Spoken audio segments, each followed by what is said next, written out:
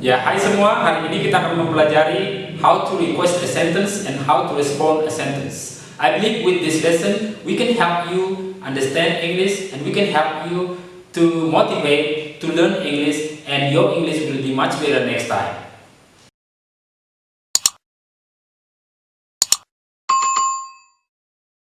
Hai semua, kali ini kita akan mempelajari penggunaan daripada request sentence. Nah, sebagaimana kita lihat, making a request, asking someone to do something for you. Kita meminta seseorang ataupun kita meminta orang lain untuk mengerjakan sesuatu untuk Anda. Nah, di bawah ini ada beberapa ekspresi ataupun ungkapan untuk meminta orang lain melakukan sesuatu untuk Anda. Yang pertama, kita mempelajari informal writing ataupun informal conversation. Maksudnya dalam percakapan yang kurang resmi ataupun dalam percakapan yang kurang sopan. Nah, yang pertama kita gunakan, pass me the salt please. Tolong ambilkan garam tersebut. Dan yang kedua, open the door please. Tolong buka pintu tersebut. Dan yang ketiga, can you help me please? Bisakah Anda membantu saya? And then, can you give me 2 stamps please? Bisakah Anda memberikan saya 2 perangko? And then, will you pass me the sugar please? Maukah Anda mengambilkan gula tersebut? And the last, will you join my birthday party tomorrow? Maukah Anda menghadiri pesta ulang tahun saya besok? Nah, semua ini adalah ungkapan yang kita gunakan dalam mengekspresikan request yang kurang sopan atau dalam percakapan yang kurang resmi. So, it is called less polite request. Oke, nah, kita akan mempelajari bagaimana mengungkapkan ataupun membacakan awal daripada kalimat ini. Can you help me? Can you give me? Will you pass me? Will you join? Okay, so that is the right pronunciation, how to ask a person to do something. Nah, dalam mengekspresikan request sentence, sering sekali kita menggunakan kalimat yang lebih sopan ataupun lebih hormat terhadap orang lain ataupun kepada orang-orang yang lebih tua ataupun kepada orang-orang yang kita hormati. Jadi, bagaimana kita mengungkapkan request sentence secara sopan? Let's learn this. Okay, the first example is, would you like to water my plants? Maukah Anda menyiram tanaman saya? Yang kedua, would you be so kind to water my plants while I'm away? Maukah Anda menyiram tanaman saya ketika saya jauh? Number 3, could you show me the recipe?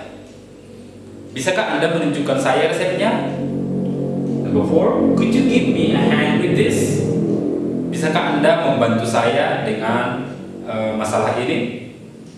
Kemudian, would you mind handing me that book over there? Apakah Anda keberatan mengambilkan saya buku itu yang ada di sebelah sana? And then, would you mind feeding my cat while I'm away? Apakah Anda keberatan memberikan kucing saya makan ketika saya pergi jauh? And then, do you mind bringing me my notes? Apakah kamu keberatan membawakan saya catatan saya tersebut? Well, they are all sentences we use to express more polite sentences, and hopefully you can use these sentences in your daily conversation. Sekarang kita akan memperhatikan catatan tambahan ketika kita menggunakan would you mind dengan do you mind. Nah, coba kita perhatikan notes. Would you mind is followed by the verb one, and then we add ing. Kemudian do you mind is followed by the verb one plus ing. Okay, to understand, let's check the sentences I give. Number 1, would you mind taking my book? Let's see this. Would you mind? Jadi setelah would you mind, kata kerjanya nanti harus kita gunakan ing. Jadi, would you mind taking my book? Oke, yang kedua, would you mind sweeping this floor? Nah, perhatikan, would you mind, kemudian kata kerja sweep berubah menjadi sweeping. Yang ketiga, do you mind sending this letter? Nah, setelah do you mind, kata kerja send menjadi sending. Do you mind telling me your experience? Setelah do you mind, kata kerja tell berubah menjadi telling. Nah, itulah penggunaan secara grammar daripada would you mind dan do you mind. Sehingga nanti ketika kita menggunakan kalimat dalam conversation ataupun dalam menulis, kita tidak salah secara grammar. Nah, ketika kita merespon a request sentence, permintaan orang lain kepada kita, tentu kita akan merespon secara positif dan secara negatif ketika kita menolak ataupun ketika kita menerima permintaan tersebut. Nah, how to respond to a request? Number one, you can say when you accept, ketika kamu bisa melakukan pekerjaan tersebut, you can say sure, don't worry. Yang kedua, sure, no problem. Baik, tidak apa-apa. Yang ketiga, yes, I'd love to. Ya, saya akan melakukannya. Next, of course, tentu saja. Next, certainly, tentu. My pleasure, dengan senang hati. I'd be glad to, atau I'd be happy to. Saya akan senang membantu. Kemudian, I'm sorry, I'm afraid I can't.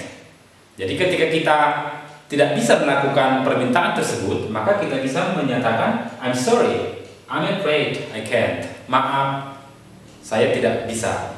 Yang kedua, I'd love to, but I have to go now. Saya pengen membantu, tapi saya harus berangkat sekarang. Dan berikut, I'd glad to, but I'm busy now. Saya senang membantu, tapi saya sibuk saat ini. Okay. And to understand how to use a request sentence, let's make a dialogue.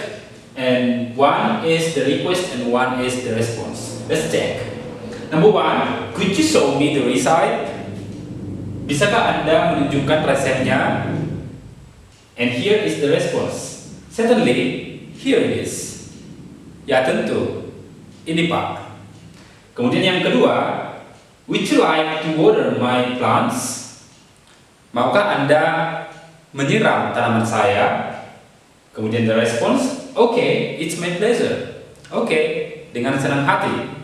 Kemudian yang ketiga, can you give me 2 stamps? Bisakah Anda berikan saya 2 perangko? And the response, I'm sorry, I'm afraid I can't. I have to go now. Maaf, saya tidak bisa. Saya harus berangkat sekarang. Jadi ini adalah kalimat menolak permintaan tersebut. Oke, untuk mempelajari topik yang baru, silakan Anda klik dan